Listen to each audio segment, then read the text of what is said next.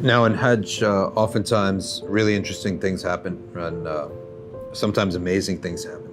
And it's not something that a person should be thinking about. And you hear stories about that, but you want to, again, only solely be focused. But sometimes these amazing things happen and they make you just say, Alhamdulillah, and they make you think about it. And sometimes it makes you think that hopefully it's a sign of Allah's acceptance.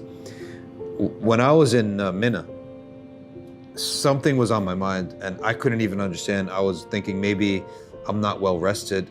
I was bothered by something, and usually in a way that I don't usually get bothered by, usually sort of in control of my thoughts. But something was gnawing at me and gnawing at me and gnawing at me, and I was upset about it. I happened to go across the street from the tent, make wudu, and came back. On my way back, I was thinking about it and upset. Lo and behold, who's right in front of me? Sheikh Mohsen. I see Sheikh Mohsen Najjar, like right in front of me. And he looks up and we greet each other. I haven't seen him in a long time. And then he just asked, like, well, you look bothered, what's happening? And I mentioned something, like a little bit of what it was that I was upset about. And then he just carried on. It was really as if Allah had sent him to sort of relieve and remove what was bothering me. He went on carrying on and talking and erasing and eliminating and washing away that which was upsetting me. And then he showed me a video of, on Yom Arafah, the day of Arafah is the day in which the kiswa of the Kaaba is changed, right? The kiswa of the Kaaba is changed by them adding the new, reason being because no one's at the Haram on Yom Arafah. Everyone is on the 9th of Dhul Hijjah, everyone is at Arafah. So the Haram is empty, it's the most empty it is all year. So they bring the new kiswa, put that on top of the old kiswa, then from the bottom, unhook and unlatch the old kiswa. That way the Kaaba is never bare. Well, on this day, they decided to do something else, right? Which was the wrong way of doing it. As they wanted to take the lazy way out and unhook the kiswa, such that would have left the Kaaba completely bare. Now we know that the Kaaba is, as Sayyidina Umar said, rocks, right, and stones. However, the Kaaba is the symbol of Islam. Okay, it's a symbol of the most holy city, the most holy act of ibadah. It's the qibla of all our prayer. Prophet ﷺ said the black stone is Yaminullahi fil ard.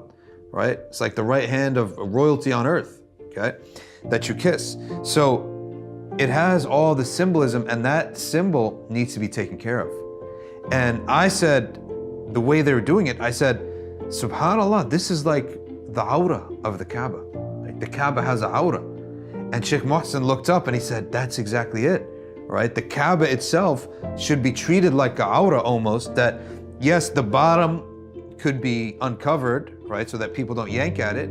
So they roll up the bottom, but the top of it should never be uncovered, just like a person wouldn't uncover himself in public, right? Well, what happened is, if anyone who was at Hajj last year knows, that while they were doing that, before they finished, a severe wind came. Severe. We felt it in Mina. Everyone was talking about it. It was almost like a mini sandstorm.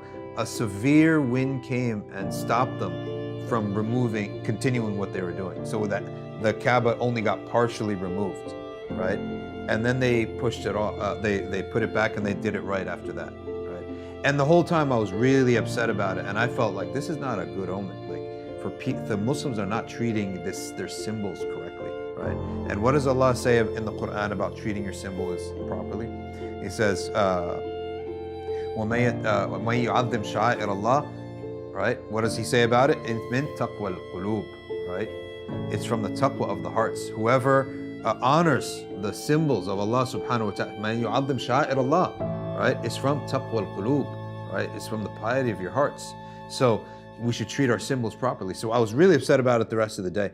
And then a couple of days passed, we end up going to Tawaf al-Ifadah, and I got lost from the group. And as you're going to see, there's some fiqh opinions on how long you have to stay in Muzdalifah.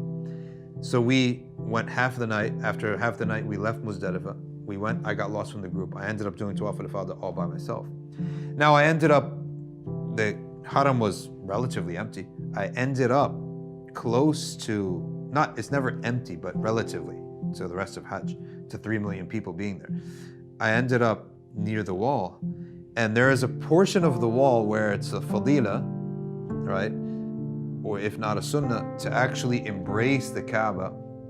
And it's after the Hajar al-Aswad, after the door, right, of the Kaaba, to embrace the Kaaba at that point right there. And you'll see a lot of people. And literally the Prophet used to put his whole body at the Kaaba and his cheek as well.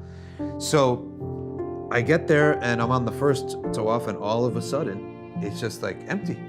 And I had all the time in the world on each of the 7 tawaf to go to that spot, right?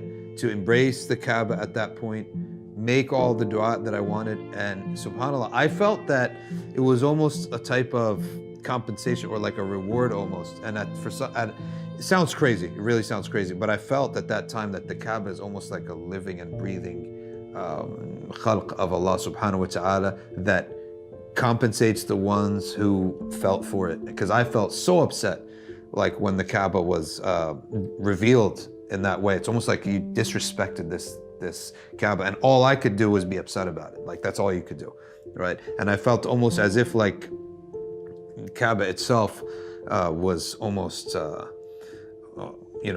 almost expressing that appreciation, or that Allah Ta'ala was giving me this opportunity as like a thawab. And how can you? Who's going to tell you that they went to Hajj and every shot of every round of their tawaf, they were of the tawaf al-ifada, which is the main one, right? And they were able to touch and be that close to the Kaaba the entire time, right? So I found that was my memory from last year. And may Allah Ta'ala bring us back and also give us a Hajj again that is full of focus, and may He give you as well a Hajj that is full of focus. Focus only on Allah subhanahu wa ta'ala, on your dua and nothing else, and don't expect anything else either. You go with that focus and no expectations, okay? And you never know, great things will happen.